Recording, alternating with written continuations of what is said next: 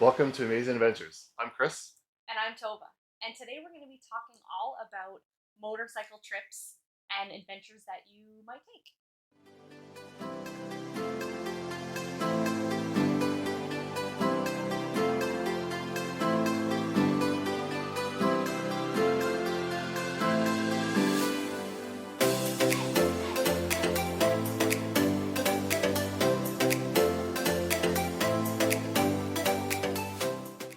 So we've been on some pretty amazing motorcycle trips over the past few years. One of the trips, especially, is California, where we drove from Cold Lake Alberta to BC, through Vancouver down to Seattle, through Oregon. Oregon is amazing. If you haven't driven through Oregon, it's a must go. Down into California, through San Francisco to San Diego, all over LA, Hollywood, Malibu, and everywhere in between. After leaving San Diego, we traveled back home through Las Vegas. We stayed in Vegas for a couple of days, and then we made our way up through Utah, Montana, all the way back to Alberta. It was an epic trip. The sights are amazing. Give yourself lots of time because there's lots of places to stop along the way, and there's definitely lots of great big cities and little towns that you can hit along that path. And if you have the option to choose your direction, I think going from the north to the south down the number one is the best option because you're oceanside for a large percentage of that drive, making it just spectacular. Along the way, we also stopped at some of the Harley-Davidson dealerships, of course. On that trip, we had the Harley Heritage, and from there, we learned that we need a little more storage for future trips. So a few years later, we purchased the Ultra Limited. And we took the Ultra all the way to Alaska. So on the trip to Alaska, it was quite an adventure. We came across what has never happened to us before was a flat tire. After we had the flat tire fixed, repaired, shortly down the road, it felt a little bit of a vibration and my rear tire exploded. The sidewall blew right out. It ended up being after we were towed to Fairbanks. We found out that a metal rod got inside of my tire and twisted sideways, cutting the sidewall wide open. Yeah, the spike was like legitimately this long. We were very, very lucky. We unfortunately did not have the full insurance at the time, and we had to go and pay for a new tire, which was not in Tok, Alaska was the little town that we were in. So we had to get a tow all the way to Fairbanks, which was like about, 800 US. it was a few hours away that we had to get towed because there was no other place around that could provide us with a tire. So we had to go and hire a flatbed truck. It was actually quite funny because it was an elderly gentleman who was really, really nice, but an elderly gentleman, probably in his 70s, I'd say. 80 probably. Probably. So it was a flatbed, kind of sketchy flatbed trailer. Got the bike up halfway when it got stuck because it wasn't a low bed. It was a regular height flatbed. Some passers-by stopped to help us push the bike up onto the flatbed. It was quite interesting. Strapped her all down, and then we kind of washed out the back of the truck all the way there to go and make sure the bike wasn't going to fall off. Make sure the bike was still there. We're lucky. We got the bike to Fairbanks. Got to Harley dealership. Got it repaired. So we were apprehensive to get on the bike. We drove around for a day just to go and get our nerve back. We actually talked to Tovah's dad, told him about the experience, and he reassured us he's never had a flat tire. So my dad is an avid motorcyclist and a triker, and he has been his whole life, and he's never had a flat tire. Barely even knows anybody that's ever had a flat tire. So the fact that we had 2 flat tires on the same trip in the same day, he just really reassured us and was like, "You better chance of winning the lottery than having that happen." So we should have went out and bought a lottery ticket that day, but we were super fortunate, super lucky. And once we got back on the bike, we got our nerve, and we we continued on our trip. We were a billion miles away from home. We had to get home somehow. We had to get home somehow. So crazy part of that story was that we've never hitchhiked before in our lives, and that day we had to hitchhike twice. And when the tire blew out, it was actually like starting to get dark, middle of nowhere in bear country. And Chris said, "Don't flag down a trucker because we just want someone with a vehicle." Well, it'd been 20 minutes and we hadn't seen one vehicle going either direction, and then a transport was coming. So I was like, "We gotta flag this person down." So I'm like in the road flagging this truck down, and then he stops, and as I'm running up to the window, I'm thinking, "Please God, don't be a serial killer." And really funny story. We keep in tabs with them now. We're friends with them now. So other than the craziness with our tire, we actually had a really great time in Alaska. The main places that we went were Fairbanks, Anchorage, and Skagway, and then of course all the little towns along the way.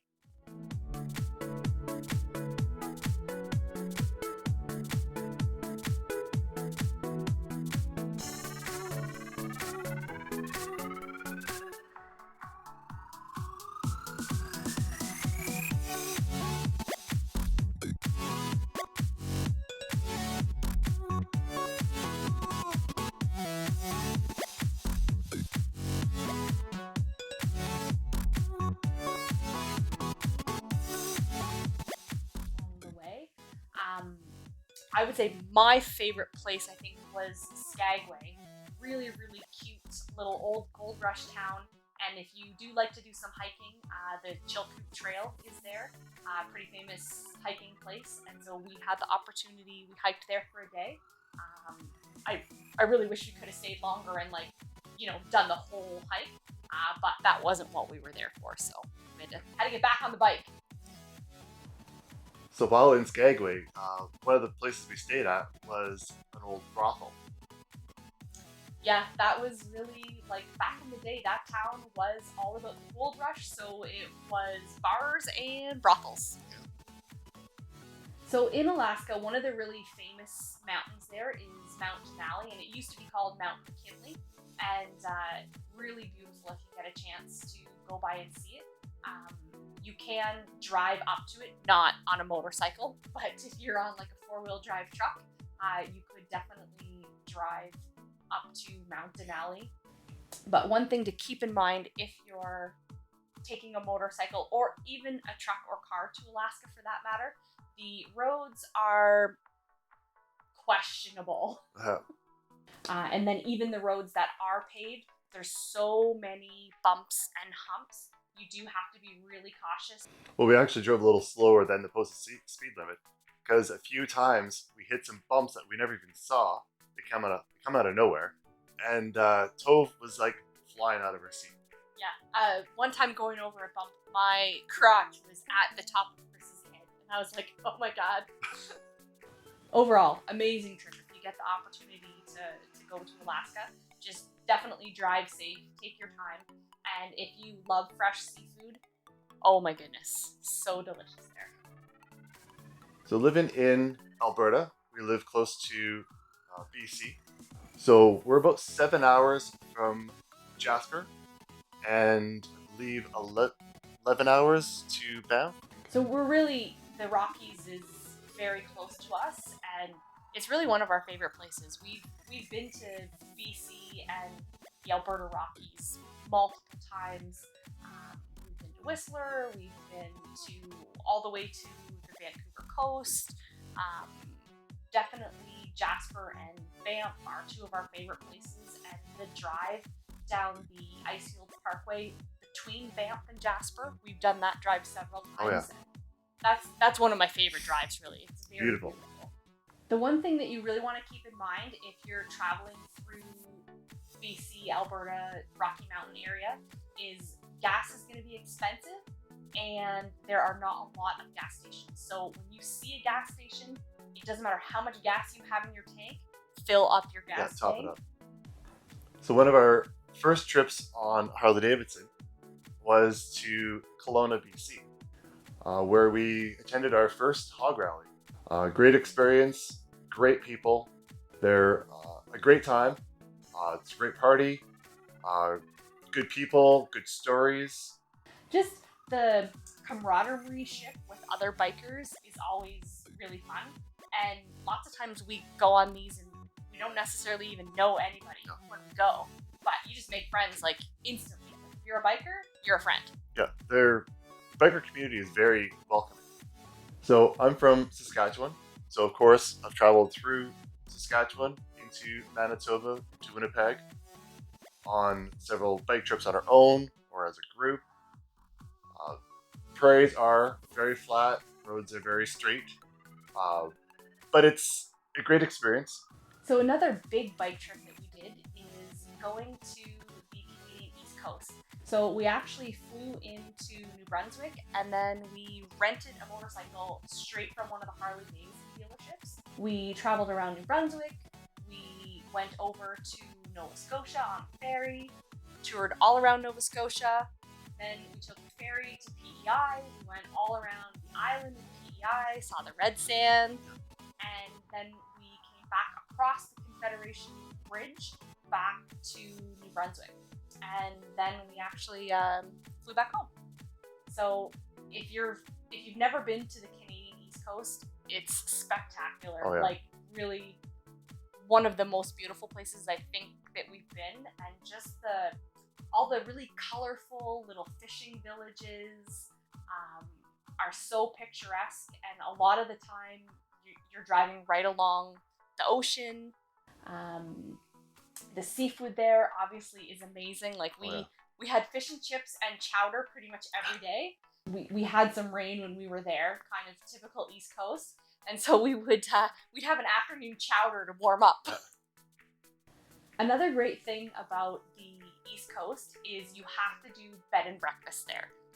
They go all out, and often they're pretty much inviting you into their home, into their kitchen, and the breakfast, you end up chatting with all the people that are at other tables that have also stayed at the little B&B.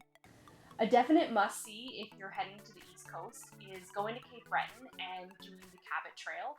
It is really epic views and a great drive, whether you're riding on a motorcycle or whether you're driving in a car. So the last motorcycle trip that we went on before COVID was from Alberta to Ontario and back. And we drove across Canada on the way down, and then we circled back and came up through the States. And really the main reason of the trip was to head to Ontario to visit with my dad. Yeah. My dad, as I mentioned, has been a motorcyclist his entire life, and he's in his 70s and he still rides now. That trip there was one of our favorite group rides, traveling with her dad. It really made his day to visit him and drive around with us all around Tovah's hometown. Yeah, we basically every day went on different day trips with my dad. It wasn't just making his day, it was really making my day too. It was great. So Terry, her dad, he seems to know every back road from her hometown, every trail that leads to a cheese factory. Yeah, if you're in Ontario, you gotta stop at the cheese factory to get curd. Yeah. So on the way back from that trip, we stopped at the Harley Museum in Milwaukee, Wisconsin. Yeah, lots of really cool bikes there. In that museum, they have a lot of amazing bikes, all the way from the first Harley ever built to celebrity Harley Davidsons that's been collected over the years.